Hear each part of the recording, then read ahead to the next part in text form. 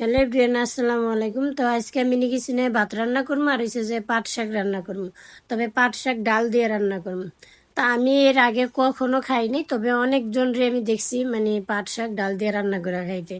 আমি কোনোদিনই খাইনি, তো এই প্রথম মিনি কিচেনে পাট শাক রান্না করবো, তা আবার ডাল দিয়ে। তো প্রথমে আমি ডালটা বসাই দিছি। তো যেহেতু একটু গরমে আসছে, তখনই আমি হলুদ দিয়ে দিলাম, মরিচ, লবণ, আর হয়েছে যে এই যে এখন দিয়ে দিতে আসি পেঁয়াজ আর হয়েছে যে রসুন। তো আমি পেঁয়াজ আর রসুন একসাথে কুচে ভালোভাবে ধুইয়া রেখে দিছি। তো আমি কিছুটা দিয়ে দিলাম, আমি যাতে একসাথেই ডালের সাথে একসাথেই সিদ্ধ হয়ে যায়। তারপরেও বাকি যেটুকু পেঁয়াজ আর রসুন রেখে দিছি ওগুলা দিয়ে মানে আমি বাগার দিব আর কি, বাগার দেওয়ার জন্য রেখে দিছি। তবে আমি পাট শাকটা কিন্তু আগের থেকেই ভালো করে ধুইয়া সুন্দর করে কাইটা কুইটা নিছি। তো যেহেতু আমি পাট শাকটা ধুয়ে সুন্দর করে রাখছি, এই জন্য আমি ডালটা আগে একটু সিদ্ধ করে নিলাম, কারণ পাট শাকটা দিলে বেশিক্ষণ সময় লাগে না, মানে শাকটা হইতে ওই রকম সময় লাগে না। এই জন্য ডালটাই আগের থেকে ভালো করে রান্না করে নিলাম। তো এখন আমি পাট শাকটা দিয়ে দিতেছি। তো এটা দিয়ে পুরোটা আমি ডালের সাথে ভালো সুন্দর করে মিশিয়ে নিম, যাতে একসাথেই ভালোভাবে সিদ্ধ হয় আর কি, মানে সুন্দর করে যাতে সিদ্ধ হয়। তো এর সাথে আবার আমি 2-4টা শুকনো মরিচ টাইলে নিব। এই ডালের মধ্যে কিন্তু আবার শুকনো মরিচ ভাজা না দিলে একদমই ভালো লাগে। আমি যখনই দেখতাম এই ডালটা রান্না করছেন, দেখতাম যে শুকনো মরিচ ভাজা তারপরে ডালের উপরে দিয়ে দিত আর কি। তো আমি যেভাবে দেখছি ঠিক ওইভাবেই রান্না করার চেষ্টা করছি। জানি না, হয়তো আমার ভিডিওটা দেখলাম ওই যে খালাম্মারে দেখতাম যে রান্না করতে, দেখলে অবশ্যই বুঝতে পারবো যে আমি সঠিকভাবে রান্না করতে পারছি কিনা। তো এই যে দেখুন, আর একটু ইয়া করেই তারপরে বাগার দিয়ে দেবো আর কি। তো আমি এটা রাইখে দিলাম নিচে নামাইয়া। আর এই যে এখন আমি মরিচটা টাইলে নেবো, বেশি না, 4টা শুকনো মরিচ টাইলে নিব। তো যেহেতু শুকনো মরিচ টাইলা তারপরে হচ্ছে ওই তেলের মধ্যেই বাগারটা দিয়ে দিব।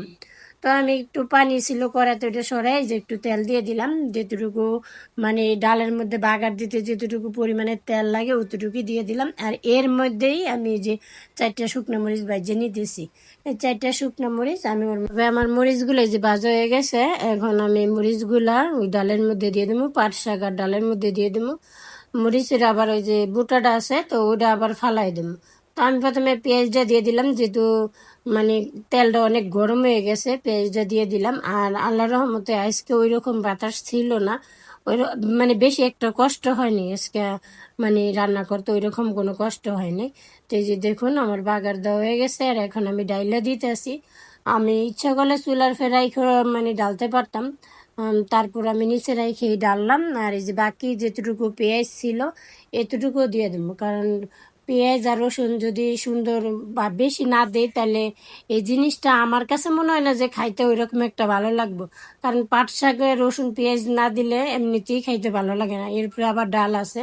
তো এই যে আমি ওইটা নামাই আমি ভাত বসাই দিলাম, চালটা ধুয়ে দিয়ে দিলাম। কিছুক্ষণ পরে আমি একটু আলগি দিয়ে দেখলাম ঢাকনাটা যে মানে বলক আইছে কিনা।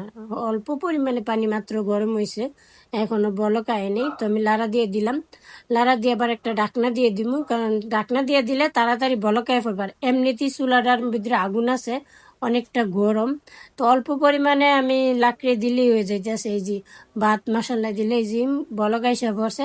এই ভাতটা কিন্তু বেশিক্ষণ সময় লাগে না, একটু বলক আসলেই মানে হয়ে যায়। হাসকি চালের ভাত ওই রকম কোনো চাল না যে অনেকটা সময় লাগবে, এগুলা বলক আইলে এমনিতেও মানে হয়ে যায়। তো যেহেতু আমি মিনি কিচেনে রান্না করবো, আর এমনিতে ছোট হাঁড়ি ছোট চুলা, এই জন্য আমি এই চালটাই বেশিরভাগই এই চালটাই রান্না করার চেষ্টা করি আর কি। ওই দিনও আমি এই চালটাই রান্না করছি। তো আমার ভাত হয়ে গেছে, এখন আমি মাঠটা গালাই নেবো, মানে মাছ জড়াই নেবো। তো আজকে আমি লুসনি বাইর করছি 2টা, মানে একটা গেঞ্জি গাইটা ছোট ছোট করে টুকরো করে নিয়েছি। তো আমার রান্না মশলা দিলে কমপ্লিট। আল্লাহর রহমতে সবাই ভালো থাকবেন, সুস্থ থাকবেন। আর আল্লাহর রহমতে আমার জন্য দোয়া করবেন, যাতে আমিও ভালো থাকি, ভালো ভালো ভিডিও আপনাদের